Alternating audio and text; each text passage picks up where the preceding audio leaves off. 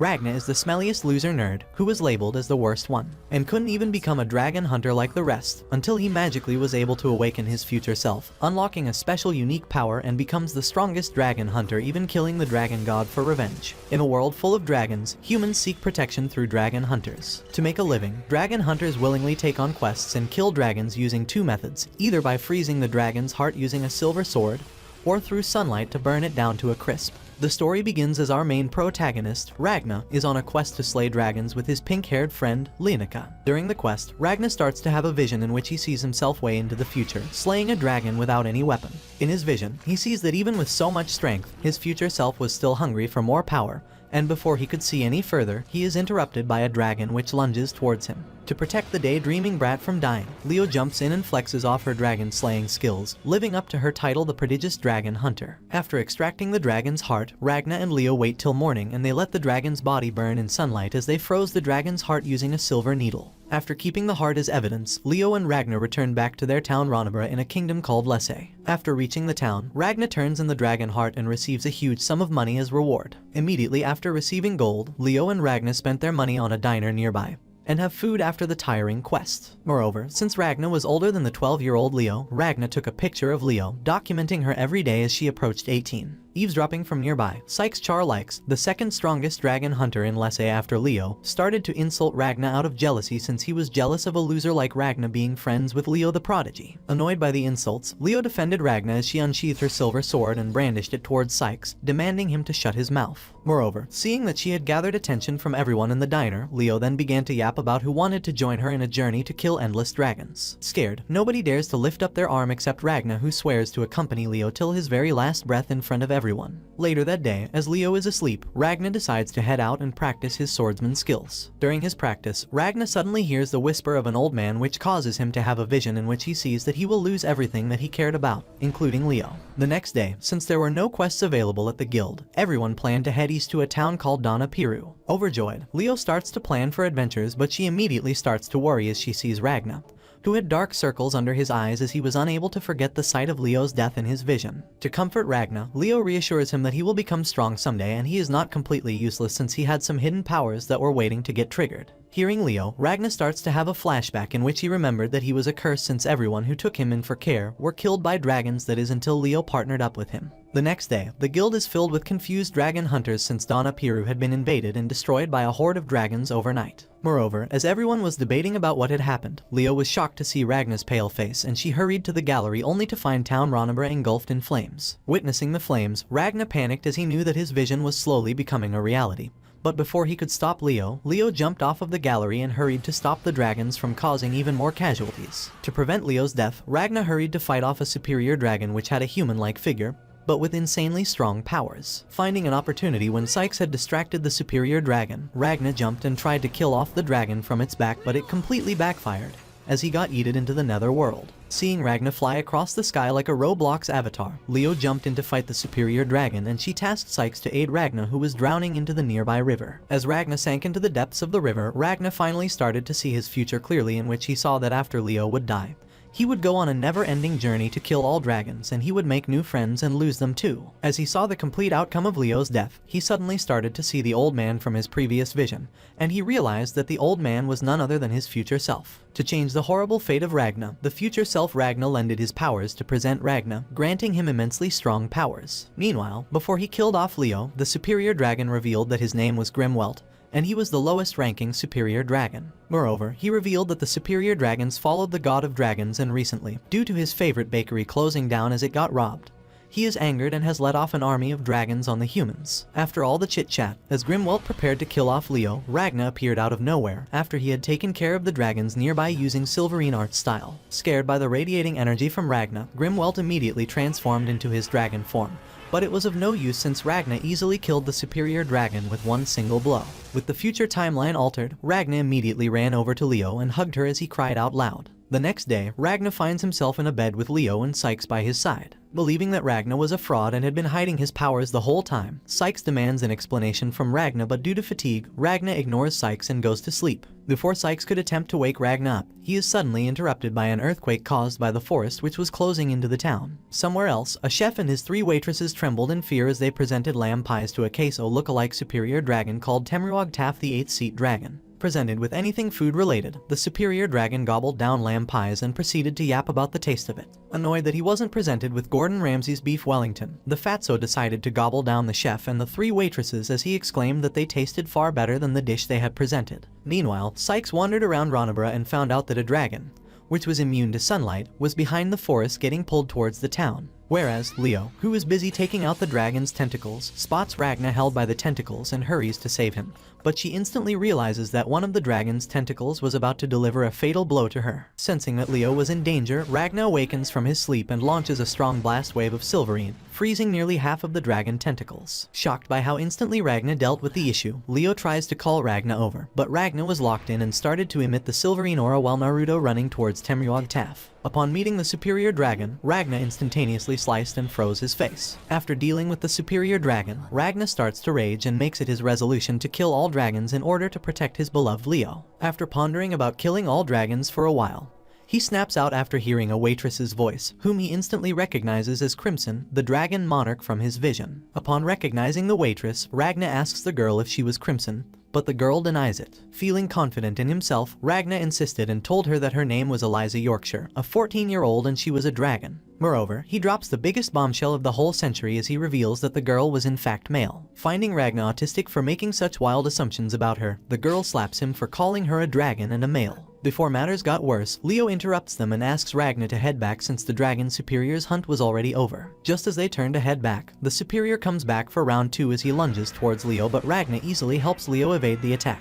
To end the fight, Ragnar uses a raw sin gun attack, obliterating the dragon into pieces. After finishing the superior dragon, he then tells Leo that she has to leave with the townspeople as Ronabra is now a complete battlefield. Refusing to leave Ragnar's side, Leo lashes out at Ragnar and swings her sword at him, which he parries it with his finger, putting Leo to sleep. After a while, Leo wakes up only to find herself being carried by Syke away from Ronabra along with many other residents. Back to Ragnar, Ragnar insists Crimson to come and fight dragons with him, which she obviously shows reluctance to. To gain her support, Ragnar then yaps about how he is good at household tasks, and how he helps and can become a servant for Crimson before fainting due to fever. During his unconsciousness, Ragnar once again starts having a vision of how his future self had met up with Crimson. After a long time being unconscious, Ragnar wakes up and tries to explain his vision to Crimson, which takes place 20 years into the future. Just as Ragnar was explaining his vision, they both spot a group of dragons flying towards the townspeople and they both rush to fight it. After catching up with the dragons, Ragnar uses one of his silverine art attack as he pierces a dragon with a sword and freezes it. After finally realizing Ragnar's true powers, Crimson finally admits that she really is a dragon monarch as she vomits her slime and transforms into her true form. After finishing her transformation, she finishes off all the remaining dragons with a second. After dealing with the dragons, Crimson hands a poison to Ragnar and tells him that she is willing to work with him only if he will drink the poison. Adding on, she reveals that the poison will only work if he feels any malice towards Crimson. Without any hesitation, Ragnar drinks the poison instantly, which surprises Crimson, and he asks why Ragnar wants to kill all dragons. Hearing Crimson's question, Ragnar reveals that he wants to protect what his future self couldn't, and for that very reason he wanted to form an alliance with her. Meanwhile, a group of people are seen fleeing away from a dragon who turned out to be the third-seat superior dragon, Desus Troyes. Basically, Desus had embodied the wind and had the ability to create rapid tornadoes. Using this unique ability of his, Desus trapped a bunch of women inside his tornado and sliced off their bodies piece by piece, using the wind as his blade. Whilst he was slicing off women in his tornado, luckily some of the residents of the town nearby escaped Desus's grasp and ran off. As they were making a run for it, they get interrupted by the sudden appearance of regular dragons, which they try their best to fight off. However, the dragons were able to outstrength the humans, but before matters got worse, Ragnar and Crimson came to their rescue. Making his appearance, Ragnar easily finishes off all the small fry dragons, and they both talk to the townspeople asking them about their safety. Upon meeting with the townspeople, Crimson decides to fake a conversation telling the townspeople that Ragnar was the great dragon reaper, and Crimson himself was a mage. Adding on, Crimson revealed that he can use magic in this world, and this magic is only used by some dragons and a handful of humans. Moreover, to flex on the townspeople, Crimson revealed the slime used by him, which appears in its human form and could talk. Seeing the magic slime alive, the townspeople exclaimed magic is amazing and pure fascination. Seeing magic for the first time with their very own eyes, the leader of the townspeople, Michael, approached Ragna and Crimson to ask for their help with the third seat Desus Troyes who had made his way to the land of Tortier. Upon hearing about the Desus Troyes, Ragna prepares to leave to fight it, but he suddenly falls headfirst due to muscle fatigue. Seeing Ragna unable to move, Crimson initially refuses to help, but seeing that the townspeople were willing to give up their weapons just to get this dragon killed, Crimson decides to lend a hand. After a while, Crimson hands a silver sword to Michael and prepares them for battle at Tortier as she uses a key to unlock a room filled with modern-day weapons. Seeing the arsenal of weapons in front of them, the town folks are surprised to see the variety of weapons. Moreover, Crimson also elaborates on how the bullet laced with Ragna's silverine will be used to take down dragons. Later that day, Ragna also reveals her curse to Ragna by shooting herself and resurrecting. After shooting herself in the head, she fed her carcass to her slime as a reward for giving intel on the Superior Three's position. Sometime later, the townspeople test out their newly acquired weapons at a gun range. After a lot of practicing, finally at dawn, the time finally comes when the townspeople are assembled and make their way to Desus Troyes in a van. As they approach Desus, Crimson announces their arrival on a megaphone and roasts the third seat dragon by calling him a beta male. Hearing someone insult his ass, Desus goes on a yapathon on how he isn't lonely and how he earned his spot as the third seat superior dragon. Witnessing the superior dragon, the townspeople start to feel afraid due to the sheer size of the tornado, but they remain motivated, remembering their restless training in the past 2 days. After taunting Desus, Crimson sped up as the dragon angrily drifted towards them. Moreover, thanks to Crimson's silverine-laced ammo, the wind started to freeze, which slowed the tornado. However, this angered the dragon, but the townspeople kept it together and kept on firing at Desus as Desus kept on insulting the dragon hunters while being shot at. After a while, he is hit by silverine battle arts done by Ragna, which knocks him out of the tornado as he couldn't believe that he was finally being defeated. To end the battle, the townspeople finish him off with a silverine sword and few bullets along with the help of the sunlight.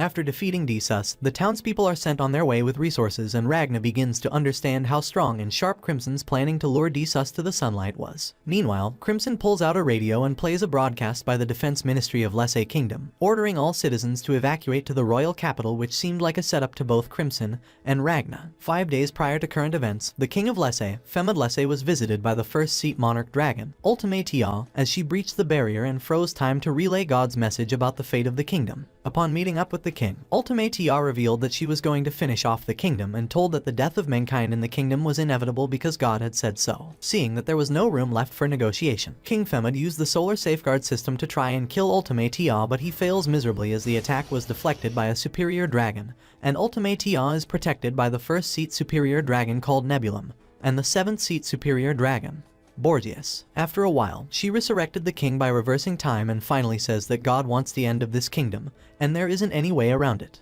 After Ultimate Tia declared an attack on the kingdom, the king announced a large-scale evacuation. Upon the evacuation alert, the citizens started to evacuate the borders due to the increasing dragon attacks. However, the number of refugees in the capital was reaching a whole new level. Meanwhile, everyone was worried, but the king didn't care since he believed that the survival of humans was a lost cause since Ultimate Tia had declared her attack on mankind. On the other hand, Ultimate Tia is worried by the deaths of Grim Welt, Disaz, and Temruog Taf by unknown killers, along with the death of superior dragon Dornia at the hands of Femad's daughter, Princess Starlia. To avenge Dornia's death, Ultimate Tia sends superior dragons Terictra and Ulto Woltekamui to kill Starlia, and she also dispatches superior dragon Woltekamui to investigate the other deaths. Meanwhile, Ragna dreams of a future Ragna memory where he was captured by the superior dragons. In that dream, Ultimate Tia was so impressed by Ragna that she began transforming him into a dragon, revealing that all superior dragons were once humans and they were all transformed into dragons by Ultimate Tia. Scared of the nightmare, Ragna awakens disgusted by Ultimate Tia pretending her massacres were a kindness to humans. Despite her being the strongest living dragon, Crimson decides it is vital she die next as they decide to head to Capital City. Upon reaching the capital city, Ragna discovers that without Leo he actually suffers from a fear of crowds. Whereas, Crimson is confused as she expected the city to be overflowing with 2 million refugees, yet it was barely half full, meaning that the superior dragons had already begun killing humans in large numbers, using an unknown method that doesn't draw attention.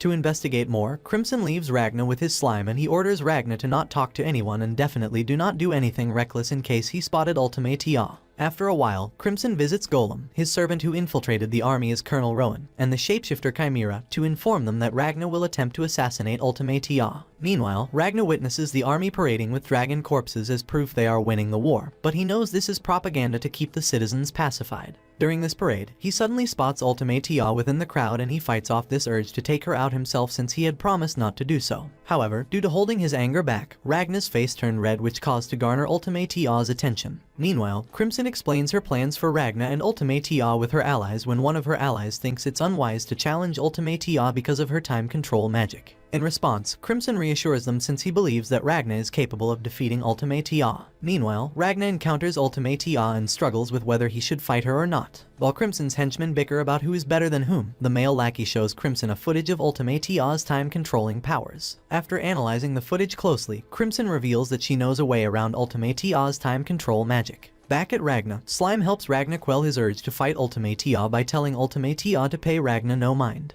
Moreover, the boy accompanying Ultimatea tells Ragna and Slime that she's helping him find his parents, baffling Ragna as he couldn't believe a superior dragon is helping a human. Suddenly, the superior dragon Nebulum arrives and gives Ragna a mean-spirited look. Meanwhile, one of the Crimson's henchmen realizes Ultimatea cannot pause and rewind time simultaneously, earning her praise from Crimson. With this, Crimson believes Ragna can exploit this weakness to kill Ultimatea in a one-on-one confrontation. After making this discovery, Crimson asks her henchmen to assist Ragna by fending off Ultimatea's buddies Nebulum and Borgias. Meanwhile, after contemplating his decision to let Ultimatea be, Ragna asks Slime to contact Crimson and tell them that he encountered her in town. Back to Crimson, Crimson ponders over his henchman's ill will toward Ragna as he feels Ragna is under the palm of his hands. However, when Slime informs him through the device of Ragna's betrayal, Crimson is shocked. Meanwhile, Ultimatea and Nebulum help the boy find his family and she thanks Nebulum for his help. Spectating from afar, Ragna hears Ultimatea tell Nebulum that the boy's family will perish soon, confirming Ragna's belief that all superior dragons are menaces. Enraged, Ragna confronts the two and murders Nebulum before Ultimatea's eyes. Now with Ultimatea alone, he reveals his intentions to kill her too and the two engage in a fight. On the other hand, Crimson and the others sense Ragna's power as he uses his knowledge from the future to fight head-to-head with Ultimatea, despite her rewind time abilities. Moreover, during the parade, Ragna starts to have a continuation to his dream where he sees future Ragna stabbing himself with a silverine sword in order to avoid becoming a member of the superior dragons. In the dream, thinking that Ragna had perished, Ultimatea asks Desus to help her and the others return to the heavens using his wind. Suddenly, Slime, Crimson, and Golem arrive and Crimson observes Ragna's body, realizing that he had frozen his heart to avoid becoming a member of the dragon's bloodline.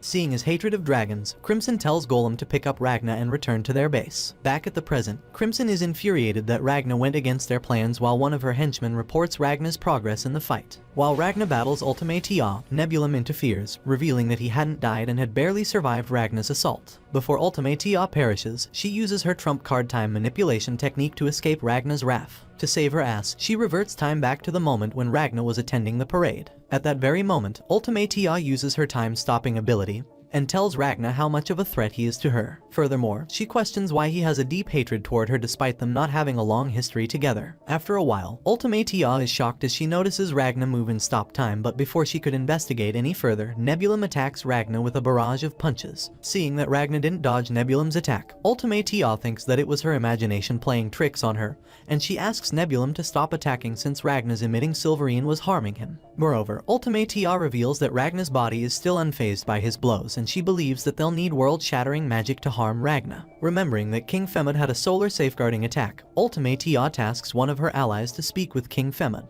Moreover, Ultimatea also reveals her plans to deal with Ragna's allies after they've defeated Ragna. During her time freeze, suddenly Ragna awakens and approaches Ultimatea as if the time stop had no effect on him. Scared, she doesn't know how he's moving since she's only allowed people who share blood with her to move in her closed time. To protect Ultimatea, Nebulum uses his strongest barrier, but it has no effect since Ragna easily breaks the barrier with his head. Before Ragna ends the both of them, Ragna falls to the ground due to using too much of his future powers as he starts to bleed out from his eyes and nose. To kill Ragna as soon as they could, the superior dragons force King Femid to use the solar light beam to dispose off Ragna. However, the beam doesn't work as Crimson and their ally appear by Ragna's side. Upon reaching the battlefield, Crimson looks at Ragna with disappointment for disobeying their orders. Seeing that more allies had stepped up into the battlefield, Borgias pleads with Ultimatea to use her time-stopping ability, but since she had been scarred by the sight of Ragna breaking the rules of her time freeze, she starts tweaking. Seeing that Ultimatea was trembling, Crimson realizes that he must double down and break Ultimatea's morale, and for that very reason, Crimson detonates several bombs across the Lesse Kingdom. By doing so, Crimson exposes Ultimatea's false sense of security to the kingdom's people and tries to bank on Ultimatea using her remaining power to rewind time to fix it. However, before Ultimatea could use her time reversal, Nebulum warns Ultimatea not to use her remaining energy. Seeing that Nebulum had spoiled his plan, Crimson decides to retreat and meets up with Golem, who is posted nearby. Upon meeting up with Golem, Crimson scolds him for his failures regarding the plan since Golem hadn't placed bombs on the clock tower. Before taking his leave to the hidden dimension, Crimson orders Golem to monitor the Bloodline's movements and to dispose of someone's body. Meanwhile, Nebulum feels that he has failed Ultimatea badly, and he starts having a flashback in which he remembers a meeting with Borgias about maturation and its relation to their bloodline. According to the flashback, Borgias reveals that Nebulum will serve as the progenitor's backbone one day and should be proud of that status. Back at the present, Nebulum powers up and plans to find Crimson and Ragna in order to destroy them for the sake of her master. Seeing that a mere superior dragon was challenging his hidden dimension, Crimson finds it laughable and is confident that Nebulum won't find him and his allies due to the way he constructed the space. However, suddenly Ragna awakens and wants to finish off Ultimatea for good as he starts to emit Silverine. Seeing that Ragna's Silverine was cracking her space, Crimson orders Chimera to subdue him, but unfortunately, a crack allows Nebulum to detect Crimson. After getting spotted, Crimson desperately attempts to flee the area,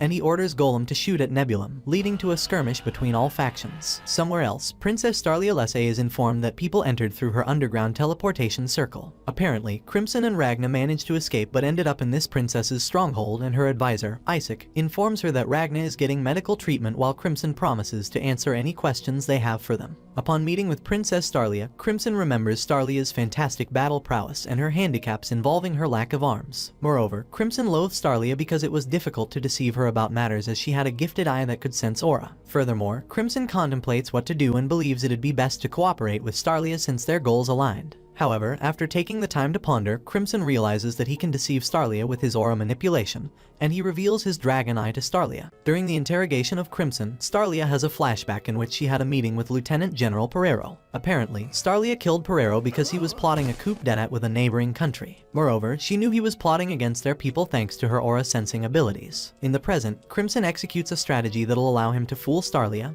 and avoid her ability. Despite offering a convincing tale, Starlia reads through Crimson's lies and truths. To reveal how she caught Crimson's lies, Starlia explains her abilities in greater detail to Crimson and reveals that while Crimson's aura's color turned into blue, she was telling the truth, and while it turned red, she was lying. However, since Crimson's aura's color was blue, Starlia senses something fishy deriving from him as she tells Crimson that she senses a pitch-black mass of death emanating from him. After getting negative vibes from Crimson, Starlia orders her men to unsheath their swords. Since Crimson was immortal, Crimson accepts his fate, but Ragna steps in to save him. Seeing Ragna the Rhizosaurus Rex, Starlia starts to lose her composure as she had now found her husband Doe. In reality, Starlia saw Ragna as a walking sword with arms and legs, and apparently she had a thing for walking swords. While at a total loss for words, Starlia has a flashback involving her tutor Nazarena. Apparently, Nazarena informed Starlia that she's not grounded anymore and must return to the castle. Due to Starlia dedicating time to her wordsmith activities, Nazarena said that her marriage engagement had been called off. Moreover, Nazarena is worried because she won't reap the rewards for helping Starlia successfully marry someone.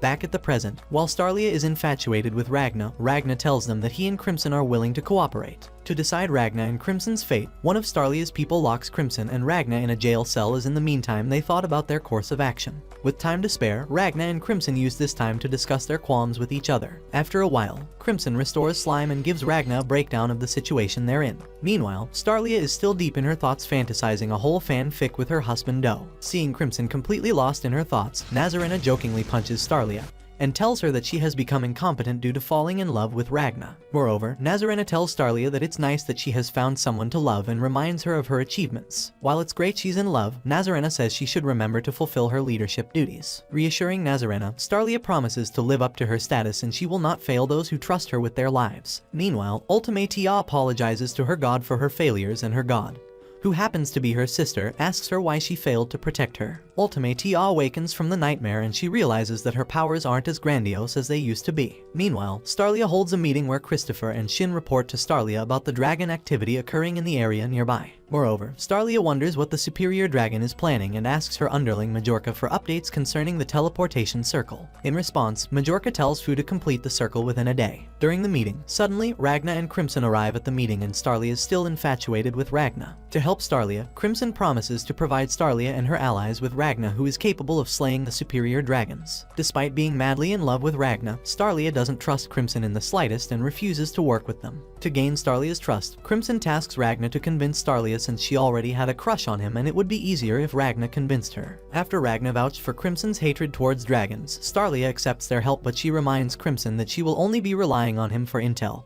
and that she will be in charge of the planning. Meanwhile, Wolta Kamui visits Ultimate Tia, who is still shocked that she can't wield time like she used to. To comfort Ultimate Tia, Wolta Kamui brings her the head of the man who killed Desus Troyes and tries to comfort Ultimate Tia. Seeing the head of the man decapitated, Ultimate Tia refuses to hear Wolta Kamui out as she was uncomfortable by the fact that the decapitated man had been killed painfully. Moreover, Wolta Kamui presents her with a silverine blade, reminding her of Ragna. To help her understand why she was losing her powers, Wolta Kamui explains that Ultimate Tia can't control time because she feels defeated, and to restore her control over it she must forget her fear of Ragna. Initially, Ultimate Tia refuses to command Wolta Kamui to slay Ragna as she wanted to prioritize obliterating the Lesse Kingdom to shape the world into her god's desires. However, after some convincing, Ultimate Tia yields the silverine blade and asks Wolta Kamui to bring her Ragna and Crimson's heads. After Ultimate Tia had vented out her will to take revenge from Ragna and Crimson, the two regrouped with the other superior dragons. Later, Ragna demonstrates and explains his silverine principles to Starlia, which she can't understand due to Ragna's godly riz. To distract herself from Ragna, Starlia asks her subordinates to bring all their weapons to Ragna so he can infuse them with his silverine.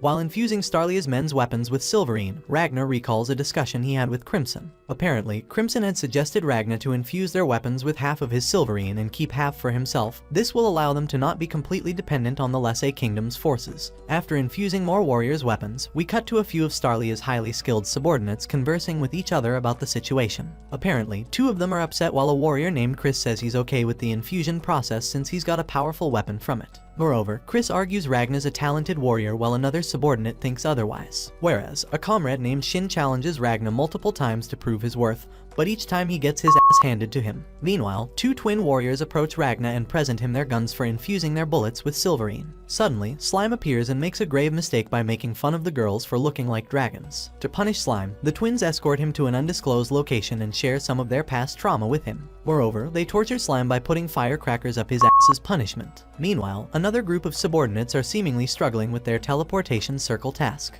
After a while, one of them spots Crimson and asks him why he's here. In response, Crimson acknowledges their struggles with this task and argues he can help them overcome this trial with his input. On the other hand, Ulto and the other superior dragons are discussing what they must achieve with this plan of theirs. To fulfill his promise with Ultima Tia, Wolta Kamui says that he plans to take care of Ragna and his friends himself and Ulto, and him argue for a bit about it. After a while, Nebulum intervenes and says that Ragna and his pals will come to them on their own and there is no need to worry about it. Seeing Nebulum, Ulto praises Nebulum for his maturity and tells Wolta Kamui to act more like him. Moreover, Ulto tells Ultimate Tia that he can count on her for the country-destroying phase of the plan. However, Ulto doesn't plan on killing the humans mercifully like Ultimate Tia wanted. Since Ultimate Tia started to break, Ultimate Tia says that she's fine with killing humans as long as Ulto can get the job done. To make sure everyone gets their jobs done, Teritra interrupts, telling his comrades to fulfill their duties and not fail like the others they've lost along the way. Meanwhile, Ike asks Starlia if Crimson was telling the truth about him and Ragna defeating several superior dragons. In response, Starlia tells Ike to pay a little mind to Crimson since she believes he likes spreading lies within his truthful statements. However, Ike brings up Crimson's claim about superior dragons being humans, and Starlia confirms Crimson's claim by stating several soldiers working for her who have non-human traits. As Starlia confirms Crimson's claim, Ike is perplexed by this revelation,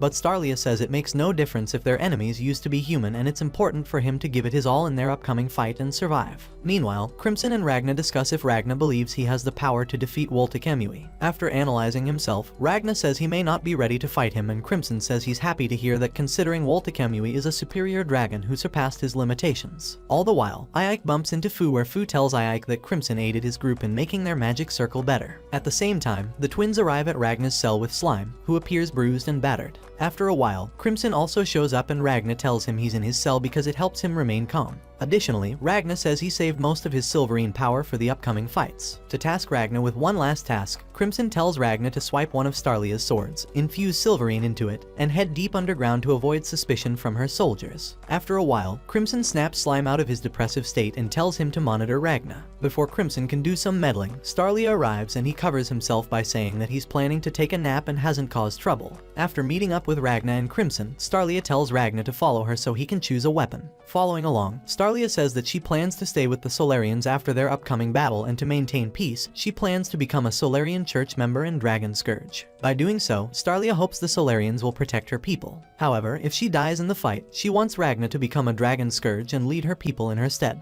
Hearing Starlia's request, Ragna declines Starlia's offer, upsetting Starlia. To remind Ragna of his words, Starlia reminds Ragna about his promise to follow her and says he will obey her orders. After a while, Ragna infuses most of his Silverine into each sword and tells Starlia that he promises to keep her safe. On the other hand, Ulto, Zora, and several dragons wreak havoc in the royal palace. After causing a stir in the balance, Ulto and Terractra arrive at Starlia's base where Terractra attempts to infiltrate it but fails. After the failed infiltration attempt, Ragna came out of the base to face off Terractra as he walked coldly with two Silverine swords in his hands. Meanwhile, Starlia's forces wait for Ulto Zora's forces to enter their base. To their surprise, several humans enter the building and beg Starlia's forces to protect them. The leader Ike recalls Crimson's warnings about Ulto's drug crafting and hypnotizing powers and tells everyone to keep their guard up as the humans attack them. After a while, Starlia arrives and assists her comrades with the human threat. During the commotion, she announces they should only protect the humans under their care and their fellow soldiers, and she deems everyone else a threat and will kill them herself if need be.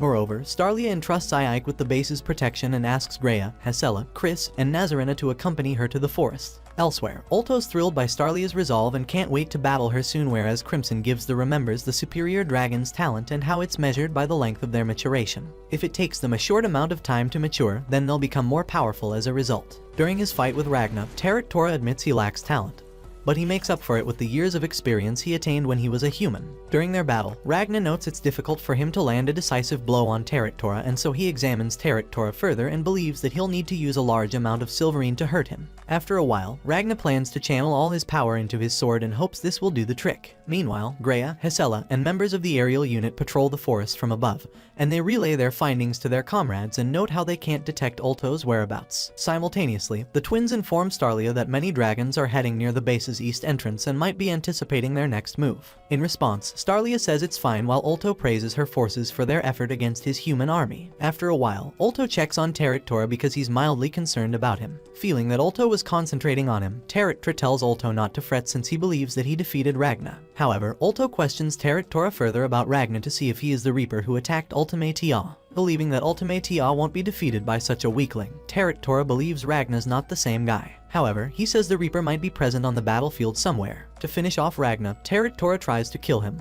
but Ragna awakens and evades his attack. Suddenly, inferior dragons arrive to weaken Ragna, but Terractra argues Ragna's not a priority to him and feels these inferior dragons will be enough to defeat him. After believing Ragna was just a weakling, Terractra heads to Ulto and asks Ulto for new orders. To assign Terractra with another job, Ulto tells Terractra that he wants him to visit Starlia's location and annihilate her and her forces with his cannon attack. Hearing that Starlia was in trouble, Ragna tries stopping Terractra, but he is overwhelmed by the inferior dragon's combined might. Fortunately, Shin and Garm arrive to lend him assistance and advice. Instead of thanking the two for their help, Ragna tells them to scram and argues that he can handle the inferior dragons and Terractra by himself, angering Shin. Feeling insulted, Shin challenges Ragna to a duel, to Ragna's surprise. At that very moment, Shin has a flashback in which he was dated 4 days prior to Ragna and Crimson's arrival at Starlia's base. In his flashback, Starlia informed her forces that they should avoid problems with the superior dragons. Apparently, Shin found Starlia's methods cowardly, enticing Starlia to put Shin in his place. Moreover, Starlia announced her after-battle plans to her soldiers, and after a heartfelt discussion with a former comrade, Shin mentions that 120 soldiers decided to stay by Starlia's side. Back at the present, Shin gives Ragna a thoughtful speech about his and the others' reasons for fighting. Additionally, he tells Ragna that he doesn't care about his motives or his strength. After opening up to Ragna, Shin approaches Graham and Graham updates him on their situation. Additionally, Graham says he'd like to continue assisting everyone in this fight, and achieve higher strength. After arguing with Slime for a bit, Shin and Graham plan to stop Tora. Elsewhere, Starlia plans to use her powers to turn the forest into her territory. Simultaneously, Starlia's comrades update her on their findings and successes. On the other hand, Ulto acknowledges Starlia's strengths and realizes she's plotting something with a magic absorption circle. Additionally, Starlia's plan reminds him of his Solarian days, and he reveals that the Solarians wanted to use Dragon's magic for battle purposes and finds Starlia's needs for it fascinating. Back at Starlia, even though dragons don't emit auras, Starlia can still recognize dragons because they appear as black masses to her. After a while, Starlia realizes that Ulto knows about her plan and she panics. In panic, Starlia tells her troops to be on the lookout for abnormalities, and suddenly, several dragons attack her and her squad. During this assault, as the dragons continue their assault on Starlia's forces, Ulto assumes that Starlia's magic circle's absorption range is 2 kilometers, and he recalls Nebulum's warnings about a mage named Crimson with Great Barrier magic. Moreover, Ulto says that winning this war is meaningless if Starlia manages to escape with her life intact. To win this battle at all costs, Ulto plans to attain total control over Starlia's magic teleportation circle. Near the barrier, Ike stood with his men as he was facing trouble, and his men were falling rapidly. Seeing the number of casualties within his men, he told his remaining troops to retreat. During all the commotion, Ultimate makes her appearance in her dragon form, and everyone appears confused as they are not able to see any movement from Ultimate, but his men were falling as if Ultimate was killing them. During the confusion, Ike suddenly realizes that the dragon in front of him was actually controlling time. Just at that moment, Crimson hops into the line of fire with an orb-like flashbang which works like a cheat code as it burns Ultimate. After immobilizing Ultimate, Crimson reveals that he manipulated the orb's functions so that it explodes when it senses time has stopped. Additionally, Crimson tells Ike that he supplied the humans he was protecting with weapons and a bunch of M16s because they wanted to join the fight. Although Ike's not thrilled with Crimson's methods, he is forced to comply as he was their only hope. Additionally, Crimson says that Ulto knows about the next phase of their teleportation plan, and is plotting to deploy his human army around their base to ruin it. To combat Ulto's army, Crimson wants to pit his hypnotized forces against them. Elsewhere, Goron is infuriated that he can't break through one of the base's barriers. Annoyed, he notices Fu nearby and asks him to take him to the magic circle. However, Fu refuses and decides to fight Goron. Seeing Fu's stance, Goron has a brief flashback of Starlia arguing with Fu about the magic circle's magic requirement. Back at the present, Fu defeats Goron and steals his magic. While hilarious antics ensue between Fu and his comrades, Crimson watches and is impressed by Starlia's force's strength. Suddenly, strange things start happening in the area, and Crimson urges Fu and his comrades to follow him. Confused, Fu asks Crimson several questions, and Crimson tells him that he should focus on protecting the barrier. Meanwhile, Starlia's forces battle with the mature dragons, whereas Ulto is intrigued by Starlia's strange battle tactics. However, the dragons pull a fast one on Starlia, causing her to plummet to the ground. Starlia down on the ground, Ulto praises Starlia for her efforts but acknowledges her inexperience. Before he claims victory, Tora tells Ulto that 3 men, namely Shin, Graham, and Ragna, have defeated a third of his army and says they should address that development. Meanwhile, Shin and Graham are seen hesitant as they aren't sure if they'll prevail, but they start to note that Ragna is finally starting to sharpen his abilities and is getting comfortable with his power, but he doesn't know how long he can keep it going. However, to protect everyone from death, he'll do all he can to defeat the dragons. Simultaneously, Ulto admits that he has miscalculated the situation. To protect everyone, Ragna slays numerous dragons within a blink of an eye. Meanwhile, one of Starlia's troops rushes to her aid and she orders the troops to take her northwest. During this time, Ulto learns that Goron and Platinum Tiara didn't achieve victory in battle, baffling him. Moreover, he thinks about Starlia's forces, their true capabilities, and firepower. Baffled, he asks Tora how long he will recuperate, and in response, he tells him that it won't take much long. To counter Starlia's forces, Ulto develops a new strategy and relays it to Tora. With the plan in mind, Tora proceeds as normal and plans to blow everything up within 5 minutes. Meanwhile, Shin helps Ragna slay a dragon and Ragna tells him not to interfere, but he retracts his order when he remembers Shin's words about not acting like a hero. Feeling like he was acting like a prick, Ragna apologizes to Shin and says Shin and Graham can fight the dragons in any way they want. In return, Ragnar reveals that he plans to protect them and asks the two to follow his lead. While following and slaying dragons under Ragnar's lead, Shin and Graham reflect on how Ragnar is influencing them. Suddenly, Ulto infects several mature dragons on Ragnar and his allies. As a counterattack, Ragnar defeats them easily and swiftly, angering Shin because Ragnar's not letting him or Graham partake in the hunt. However, Ragnar tells the others to continue following him, despite Shin's infuriation with him. Elsewhere, Ulto's enraged that Ragna and his allies are swiftly killing his forces. Additionally, Ulto is flustered by Starlia's human forces and is curious about what type of weapons they're using. After some brainstorming, Ulto concludes that someone else is leading these humans against him, and he wonders if the same people who caused Ultimate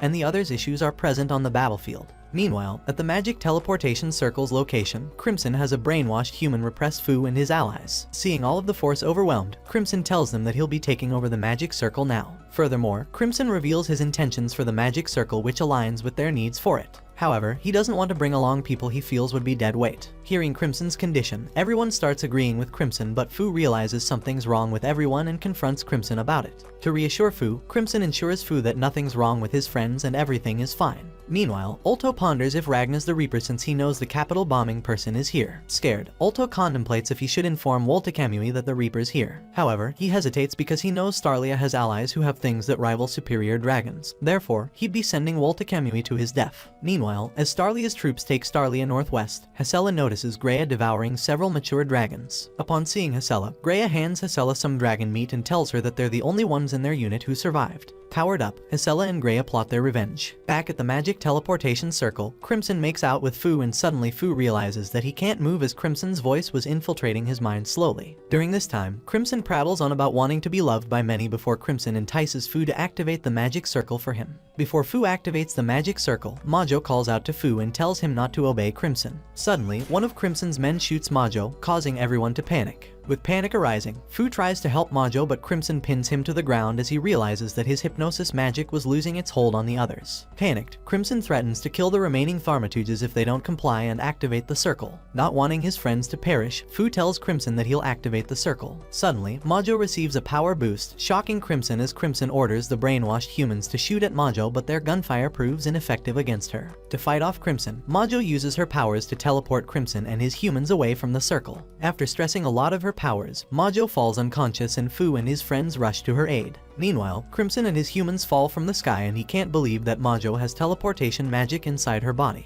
Upset that he lost an opportunity to obtain notable troops under his liege, Crimson and his brainwashed humans fall from the sky as they are moments away from splatting onto the ground. On the other hand, Ulto Zora still contemplates if it's a great idea to have Woltekamui arrive on the battlefield or not. At that very moment, he wonders why the Reaper Ragna and his affiliate Crimson are helping Starlia's forces. Confused, he speculates several things Crimson could gain from supporting Starlia's forces. Ultimately, Ulto believes that he is competing in a race with Crimson to see who can achieve their goal first. With a race in mind, Ulto is confident that he will kill Starlia before Crimson can accomplish his goal. Meanwhile, Crimson lies on the ground, powerless. With his body on the ground, Crimson hopes Ragna can escape with commendable allies and that Starlia perishes in the battle. All the while, in the battle between Starlia's group and Ulto's mature dragons, the commander's still holding Starlia on his back and he encourages the remaining troops to continue fighting. After regrouping with the commander, the twins provide these soldiers with aid and Starlia hopes they can continue overwhelming the dragons. As she is being transported, Starlia recalls Crimson's words to her about why she shouldn't underestimate superior dragons. While the twins examine the battleground where Ragna fought Tora, Starlia ponders other things Crimson relayed to her concerning Ulto's eye ability and its range. With this intel, Starlia feels that she has narrowed down Ulto's location. On the other hand, Ulto raises his dragon army's insanity levels with his powers. Although they'll be useless to him in 10 minutes, he feels they'll get the job done in due time.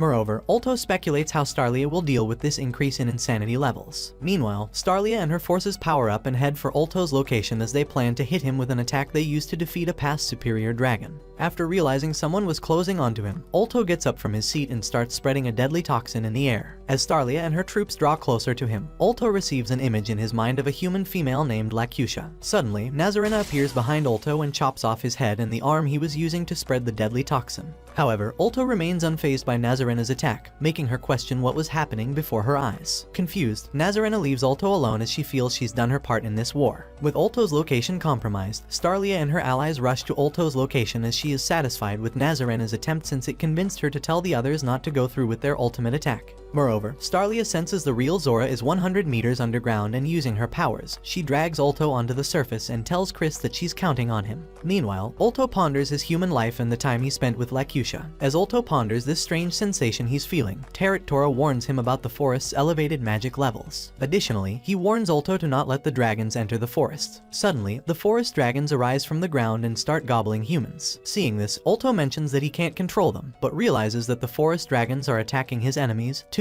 After a while, Ulto realizes that Borgias has regained his abilities and was trying to help them in the war. However, Ulto yells at Borgias for interfering in his war with Starlia, but he revokes his statement because he feels he is about to do something stupid. Meanwhile, Ragna Ragna, Graham, and Shin continue slaughtering more dragons. Seeing them eliminating the dragons, Tora attacks them with his arm cannon and tells Ulto that he annihilated them with his attack. After using his arm cannon, Tora asks Ulto for an update on Starlia's condition. Using his eye, Ulto spots Starlia lying on the ground but tells Tora a lie about her status. Simultaneously, Ulto doesn't know why he's doing this and tells Tora to keep an eye on Ragna as he uses this opportunity to contemplate his strange behavior. After a while, Ulto approaches Starlia's unconscious body and questions the decisions he's made in the battle so far. Afterwards, he contemplates his human existence with his human subordinates and Lakusha. During this moment, we learn that Woltekamui had actually murdered Lakusha and Ulto, and became one of the superior dragons afterwards. Seeing Starlia, Ulto sees a resemblance between Princess Lakusha and Princess Starlia. Moreover, Ulto states how everything he lost during that time resurfaced through this fight. After a while, he tells Starlia that he adores their battle and praises her and her troops for their effort. In a flashback, Crimson had informed Starlia about Lakusha's leadership skills and Ulto's human past. Ultimately, Crimson tells Starlia to not give up during her fight with Ulto since their resolve will slowly drive him insane. After a while, Ulto asks Starlia to join the Blood of the Wing, but Starlia responds and admits that Ulto bested her in many categories. However, she informs Ulto about one area she beats him in. Suddenly, Starlia unleashes her Forging Arts attack on Ulto, which forces him against a tree. To protect Starlia, several soldiers retrieve Starlia's body and Chris removes the weapon she used to penetrate Ulto's body. After Chris wielded the sword, Starlia activates her Thought Union technique to communicate with her remaining troops, and she requests everyone to send their energy to the silverine weapon Chris was wielding. Using the weapon, Chris throws this weapon at Tora and Ulto tells Tora to watch out. Instead of dodging the weapon, Tora fires his cannon at it, which results in a massive explosion. After the explosion cleared up, thanks to Ulto's aura, Tora only suffered a minor injury, but in that very instant, Ragna jumped in to grab the weapon Chris had thrown. Meanwhile, Shin awakens in a water-like bubble. Confused, Shin observes Ragna from within the bubble as Ragna grabs Chris's blade and fires his hunting flash attack at Tora. Spectating from afar, Ulto mourns as Tora finally dies from the attack. However, before dying, Tora tells Ulto that he blew himself up to avoid dying instantly from Ragna's attack. Seeing that Tora still had some energy, Ulto blames himself for giving Tora false information, but Tora tells him not to worry about it. Additionally, he says that they should focus on developing a strategy that'll help them prevail in this war with Starlia. Before dying, Tora starts to have a flashback of the time when he was a human, revealing that he, alongside Ulto, and they both had ties to Princess Lakusha. Simultaneously, Tora reflects on his long-standing relationship with Ulto, and hopes he can forgive him. Upon Tora's request, Ulto tells Tora to use his remaining life force to blow himself and ensure Starlia and the others' death. Before the enormous explosion, Ulto makes his escape, and after ensuring that Ulto had exited his blast radius, Tora explodes. To prevent the blast from obliterating everything, Ragna tries holding the blast back with his Silverine Freeze. Despite Slime providing Ragna with aid, Ragna realizes that Tora's explosion is too much for him, and from afar, Starlia wonders if Ragna can prevent the blast from hitting them. After speculating for a while, Starlia realizes that her sword might be holding Ragna back, and starts blaming herself for it. Additionally, she ponders about all the soldiers she lost and those who survived during this war. To help out Ragna in stopping the blast, Starlia uses her abilities to lend Ragna more power as she wanted to prevent more casualties from dying. After a while, she informs Ragna that she has troops protecting her while she's performing this duty. Although Tora's strength overpowers them, Starlia and Ragna turn up the heat, and finally they neutralize Tora's attack. After neutralizing Tora's blast, Starlia realizes that the current Ragna is strong because of his future counterpart, and she shares her concerns for future Ragna since Ragna had lended a lot of power from his future self. In response, current Ragna thanks Starlia for worrying about future Ragna, whereas Starlia thanks Ragna for his help and pleads with him to abandon Crimson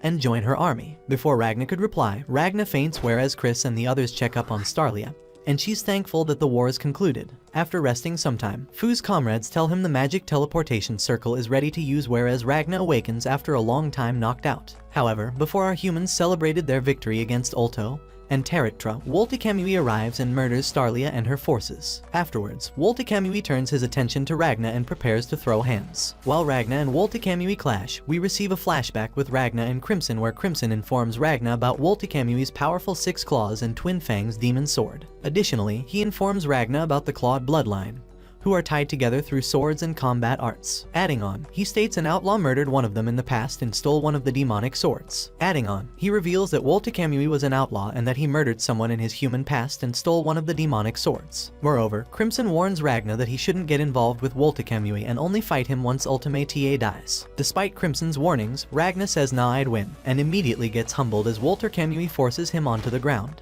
Feeling hopeless, Ragnar starts to dream as he finds himself in an alternate dimension with Starlia, who begs him to wake up. As Ragnar finally awakens, Starlia tells him that she's the real deal. Additionally, she says she and the others successfully teleported away to this strange environment because of the magic teleportation circle. After they both strolled for a while, Starlia stops and tells Ragnar to go on without her. Moreover, Starlia says that she must create a strong sword called the Silver Comet, as even if this results in her death, she wants to assure Ragnar that this sword will be of use to him. Since Ragnar refuses to leave Starlia's side, suddenly, the ground erupts under Ragnar's feet, causing him to fall. After spending 2 days unconscious, Ragnar wakes up and finds himself with bandages wrapped around his body. Although Starlia may be gone, Ragnar says he can still feel her aura within himself. After exiting his camp, Ragnar notices Chris, Fu, and the others are around him. Moreover, Ragnar heads outside and notices that he's in the Solarine church grounds. After a while, Ragnar meets up with Ike as Ike takes him to meet with someone important. After a while, Ragnar hears Ultimate's voice and he attacks subconsciously, but the women's look-alike appear as they start to introduce themselves as the Dragon Scourge of the Solarian Church. After reviving the Dragon Scourge leader, Karjula, Ragnar had killed, she forgives Ragnar since they all knew Ragnar's hate for Ultimate was immense. After seeing that they had time reversal abilities, Ragnar asks her if she can use her time powers to save Starlia's life. In response, she reveals that she can, but she is against it because it uses too much energy and she feels saving Starlia is a waste of time. Hearing her response, Ragnar says if she kills Ike, he'll kill her and her copies. Instead of resorting to violence, Ragnar, Ike and Karjula decide to chat on top of one of the area's buildings. During their discussion, Nazarena reveals herself to be a member of the Solarian Church whose purpose was to convert Starlia into a member, and she was to kill Starlia if she refused to join the Solarian Church. However, since Nazarena failed to kill Starlia after her refusal to join the church, Nazarena was awaiting to hear from her higher-ups about her punishment. As soon as Nazarena took her leave, the leader of the Dragon Scourge invites Ragnar and asks if he'd like to become a Dragon Scourge. Without any hesitation, Ragnar immediately declines, and upon his refusal, Karjula blackmails him by saying that she will transport Starlia's army back to Earth. Enraged, Ragnar destroys their meeting table and says that she will take in the refugees and in return he will kill Ultimate. After the meeting is over, Ragnar departs with Slime and the two enter one of the buildings far away to meet up with Crimson. Upon meeting Crimson, Crimson shows Ragnar a key to another dimension while saying that he will heal Ragnar. After entering the hidden dimension which Crimson had restored, Crimson says that he wants to focus on building up a proper team centered around Ragnar's Silverine capabilities and that they can't make their next move until the globe chamber is restored in 3 years. Hearing that they have to wait for 3 years, Ragnar says they should defeat Ultimate now and they shouldn't delay it. However, Crimson remains firm and says they will defeat Ultimate later as he believes that Starlia has already passed away. Believing that Starlia was still alive, Ragnar tells Crimson that Starlia is alive and they should hurry despite Crimson thinking otherwise. Despite Golem's warning, Ragnar does not back down and before taking his leave, he thanks Crimson for giving him the key. However, before he could even depart, he succumbed to the poison Crimson had ordered him to drink when they first joined teams. Essentially, Crimson told him if he took this toxin, he couldn't rebel against him. Seeing Ragnar fall, Crimson laughs at Ragnar's idiocy, but she gets the shock of her life when she sees Ragnar stand back up in an instant. Determined to save Starlia, Ragnar apologizes for his betrayal, but Crimson doesn't care and now wants to kill him. To immobilize Ragnar, Chimera tries attacking Ragnar, but he swiftly stops her. After humbling both Crimson and Chimera, Ragnar informs him about his future self's first encounter with him. Apparently, during this encounter, future Ragnar realized Crimson's body lacked a heart after he murdered him. As Ragnar departs from the base, Crimson heads to one of his base's rooms to rest. Meanwhile, Ragnar returned to the Argentum Corps' base and stumbles upon Ike, Shin, Chris, and the others. With everyone together, Ragnar reveals that Starlia is alive. Meanwhile, Woltekamui and Starlia are seen in a room where Woltekamui grabs Starlia and shows her that Ulto Zora left a poison mark on her body. Therefore, if she attempts to leave the capital or if Ragnar and her allies get near her, the poison will activate and kill her. Moreover, Woltekamui prattles on about Ulto and the wounds Ragnar inflicted on him during their fight. On the other hand, Ultimate prays to her deity as she vows to destroy their enemies and restore their powers. Additionally, she hopes God will speak with her again. After a while, after Borgwys completed his metamorphosis, he becomes a being named the Elder and he enters the area, asking Ultimate what she and God were discussing. Then, Elder and Ultimate discuss about Starlia's forces and Ragnar and the likelihood of their arrival. After a while, Elder interrogates Nebulum and asks him why he's not responding to his telepathic messages regarding the sun's vanishing debacle. In response, Nebulum confirms he's responsible for the sun's actions because he wants to see if he can create a space that remains in the night. Seeing Nebulum's efforts, Elder praises Nebulum and says he's willing to let Nebulum continue his project and leave Ultimate in his care. Back to Starlia. Starlia reveals that she is not afraid to die but promises to forge a sword that'll overcome Woltekamui's claws. Elsewhere, Ike asks Fu for an update regarding the teleportation circle's progress. In response, Fu says it'll take him some time, so in the meantime,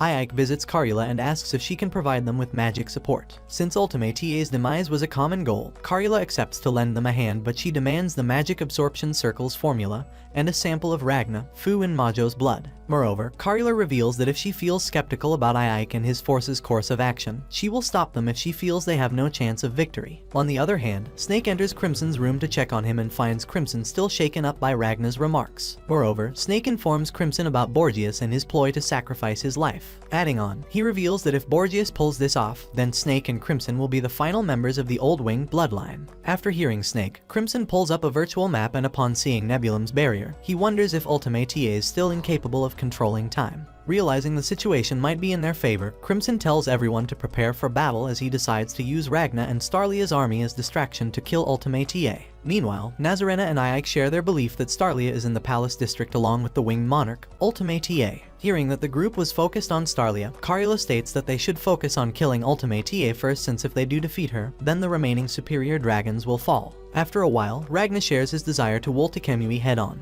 Later, Ike tells everyone that they will initiate their plan in 2 days, and in the meantime, he hopes everyone will prepare. Meanwhile, Graham and Ragna have a quick sparring session. After sparring for a while, both warriors acknowledge each other's strength and growth. Although Ragna is happy with the strength he was gifted, he argues it's difficult for him to feel proud of it since he hadn't worked insanely hard to acquire it. After a while, Graham informs Ragna about one of the maneuvers he saw him perform during their battle with Teraktora and admits that he imitated his tactic and successfully pulled it off. Even though his feat wasn't on par with Ragna's, Graham is still proud of what he achieved, and he asks Ragna to continue leading them down a brighter path by showing them his strength. After a while, as everyone prepared to teleport back to Earth, Fu initiated the magic circle, whereas the Dragon Scourge sacrificed themselves to initiate a time control magic countermeasure-like spell. Apparently, this will enable Ike and the others to act within stop time. However, they only have 3 minutes to do so, according to Karula. As the Dragon Scourge members die one after another, Karula gives them a heartfelt speech, before Ragna and the Starlia's forces are teleported back to the capital. Awaiting for the humans to return, Ulto Zora and the Elder confront Starlia's forces, whereas Ragna decides to fight Woltekemui. Meanwhile, Nebulum senses Crimson and his entourage have arrived on the scene. Upon arriving to the battlefield, Crimson realizes that Ultimate hasn't stopped time and concludes that it's possible that she can't stop time. Suddenly, Elder transforms into his dragon form as he tells his enemies that he will crush them.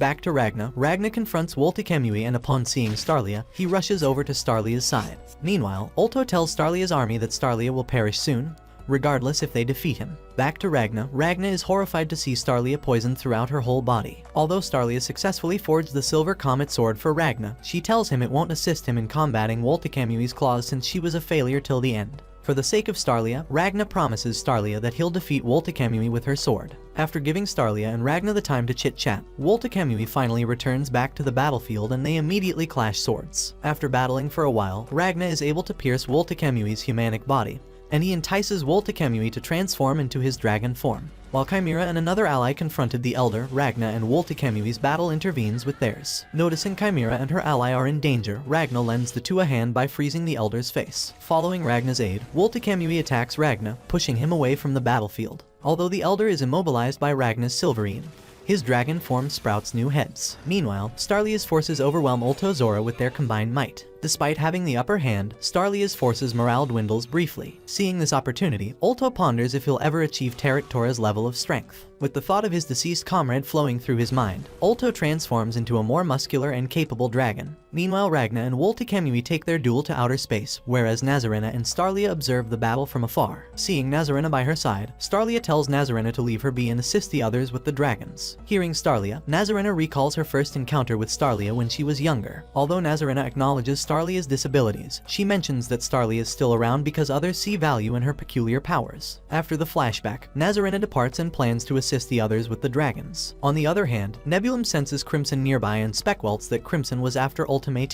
Although initially Nebulum isn't worried, Crimson starts to breach through Nebulum's barrier, causing him to panic. Before Nebulum is able to counter it, Slime appears next to him and absorbs him, killing him in the process. Meanwhile, Crimson infiltrates and appears behind Ultimate. Using his last breath, Nebulum calls out to Ultimate, alerting Ultimate of Crimson's lurk. Panicked, Crimson uses his firearm and uses his device to prevent Ultimate's time manipulation powers from interfering with his ploy. To counter Crimson, Ultimate transforms into a dragon. Seeing Ultimate transform, Crimson has a flashback of the time when he held a civil discussion with other versions of himself regarding Ragna, and what he had said to him. Afterwards, Crimson grabs his heart and places it inside his body, causing him to transform.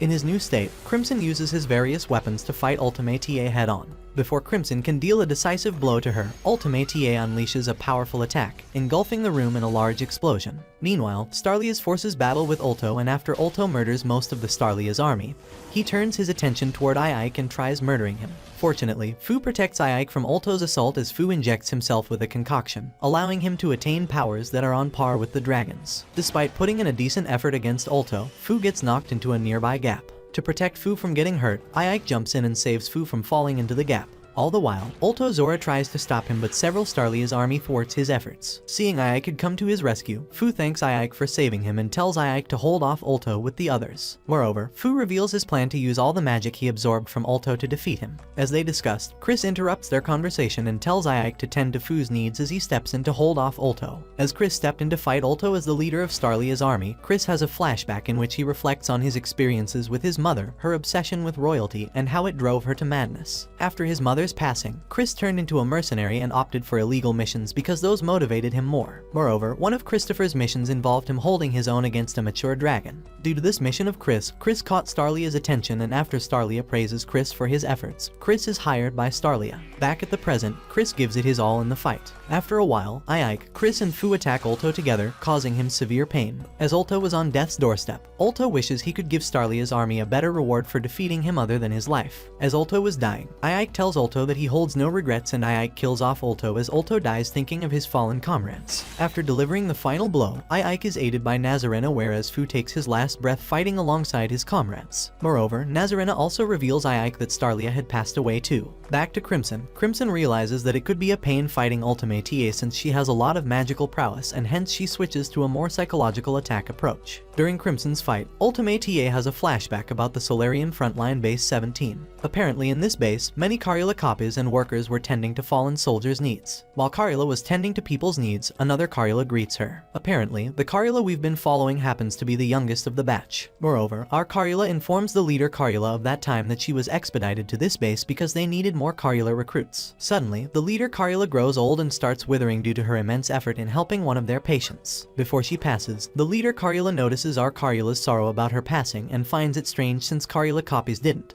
Moreover, she assigns our Carula as the leader of Carulas. While our Carula wanders the base, the man the leader Carula had saved thanks her for saving him. Even though she wasn't the one who saved him, she decides to take credit for her leader's effort. Back at the present, during Chimera and her allies' fight against the Elder notices the barriers surrounding the battlefields falling down, giving Chimera and her ally a chance to hurt him. While screaming in pain, Nebulum appears in the Elder's mind. In the Elder's mind, Nebulum tells the Elder that he is counting on him to win this fight, and apologizes that he couldn't live up to his expectations. Saddened from Nebulum's death, the Elder transforms into a shadowy beast and he murders Chimera and her ally in an instant. Moreover, to protect Ultimate TA upon Nebulum's request, he proceeds to teleport to the castle and potentially murders Slime. Seeing Nebulum's skeleton on the ground, the Elder kneels before Nebulum's decrepit remains and mourns. Meanwhile, before Crimson could deliver the final blow to Ultimate TA with his firearm, the space they were fighting in cracks, taking the two by surprise. As the space cracked, the Elder intervenes between Crimson and Ultimate TA's battle, and he tells Ultimate TA to come by his side because he can't reach their location. To prevent Ultimate TA's escape, Crimson chases her. Meanwhile, Chimera reflects on her partnership with Snake, and although Snake is a part of Chimera's body, Chimera questions how he knows Crimson better than herself. In the present, Snake asks Chimera to switch with him, making Snake receive a physical body. After transforming into a humanic form, the Elder immediately attacks Snake, but Snake counters his attack with a suicidal attack called the World Collapse. Due to this attack alone, the Elder, Crimson, and Ultimate TA all get damaged. Additionally, it forces Crimson and Ultimate TA out of their respective spatial battlefield.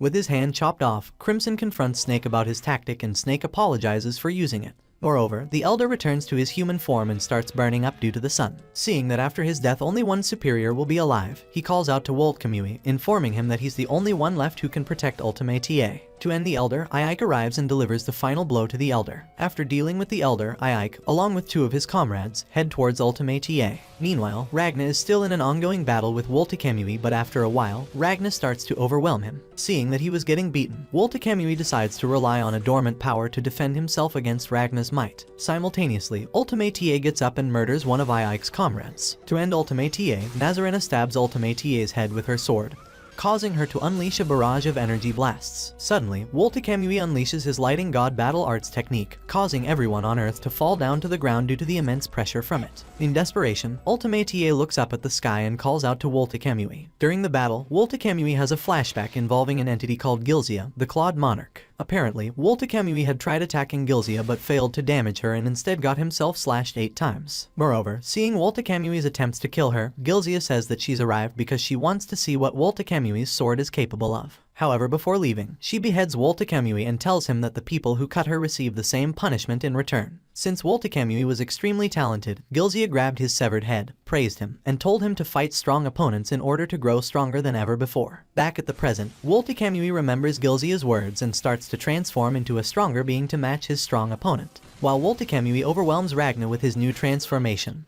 Crimson crawls over to his severed arm and gun. Meanwhile, Slime wanders over to Hazella, but Crimson asks Slime to come to him, but suddenly, a spark of light engulfs the battlefield. Back to Ragna, Woltekamui is finally able to behead Ragna and he states that he plans to kill Gilzia and the dragon god next. Suddenly, Ragna engulfs the battlefield with his light and reattaches his head. Meanwhile, Ultimatea reminisces about her past experience as a Karula copy and she recalls the time when she was one of the oldest Karulas at their frontline base. Apparently, during that time, someone had crashed at the frontline base and the person who crashed into their base turned out to be a young Woltekamui. After crashing onto the base, Woltekamui told Ultimatea that all of her Karula subordinates disgusted him and asked her to get out of his sight. Seeing that Woltekamui was hurt, Ultimatea promised to heal Woltekamui if he let her heal one of her clones. Since Woltekamui was a short-tempered brat, he threatened to kill Ultimatea if she didn't leave and started to charge up. After Ultimatea made a run for it, Woltekamui collapsed and Ultimatea also slipped down the stairs. Remembering that Woltekamui had called her easily replaceable since her clones will take her place after her death, Ultimatea got up and returned to Woltekamui. Seeing Ultimatea returning, Woltekamui killed Ultimatea but she reverses time to revive,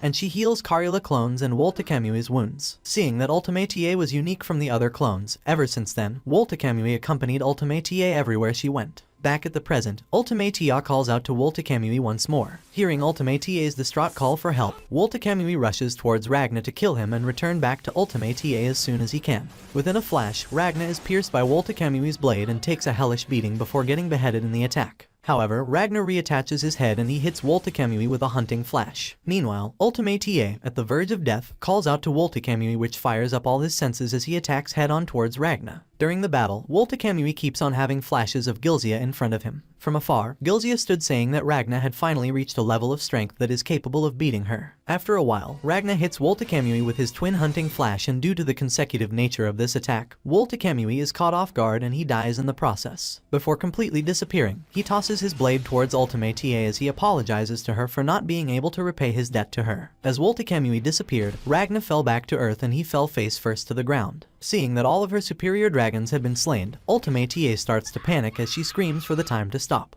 After a desperate attempt to stop time, the time does stop moving and due to this, she realizes her powers have finally returned. With her powers back, Ultimatea rejoices for a little bit, but before she is able to turn back time once more, one of the twins comes in clutch as she guns down Ultimatea using Crimson's pistol, which contains silverine-laced bullets. After killing off Ultimatea, Ultimatea has a final flashback about the time when she was with young Woltekamui on top of a cliff's edge. Apparently, young Woltekamui had asked Ultimatea's Karula about what she wants in return as a way of paying her back as he was in debt to her. At this time, a pact is formed between them to free Karula from God. Back at the present and near death, Ultimatea is seen walking towards Woltekamui's sword with bullets in her chest as she remembers her time in the Silurian church where she was labeled as product number 19,835. Apparently, she was exceptionally talented even with limited time and experience amongst all the copies. Moreover, one day, all of her clones had gone berserk and the church blames her as someone who doesn't believe in the sun god, and her relationship with Woltekamui is a factor for the church's losses. With Woltekamui imprisoned, they plan on killing him and all the berserk copies of Karula. Just at that moment, the true dragon god makes an appearance, frees Ultimatea and Woltekamui as she creates Ultimatea, the winged monarch of the dragon god. Back at the present, as Ultimatea crawled, she begs God for a second chance but soon learns that she is no longer needed as she starts to burn in the sunlight while remembering Woltekamui's words that helped her live more than she could. After learning that she was moments away from dying, she tries making her way towards the shade of Woltekamui's blade but she burns away before reaching there. Spectating Ultimatea's death, Crimson lets her dragon-fused body burn as he places her heart back in captivity behind the 4 barriers and sighs about the horrible victory with the cries of the one of the alive twins echoing. Meanwhile, Ragnar meets up with his future self asking if he regrets his action. In response, current Ragnar shows no regret, but the loss of his friends does make him very sad. As Ragnar sat alone, Crimson appeared asking about how he was doing. Moreover, since Ragnar was held in a chamber, Crimson tells him to leave and he escorts him to a hospital room where he meets unconscious Starlia. Upon reaching the hospital, Ragnar learns that Starlia's poison had healed and the reason she was fighting to live onwards was none other than Ragnar. With Starlia on the hospital bed, he reminisces about all his fallen comrades before meeting with Shin outside the hospital. After saying his goodbyes to Shin, he reveals that he is off to hunt the next bloodline as he sets off again with Crimson and Slime to a journey to end all dragons. Thanks for watching. If you enjoyed this and want to see more, please make sure to drop a like and subscribe to the channel with notifications turned on so you never miss a future video. And until next time guys, take care.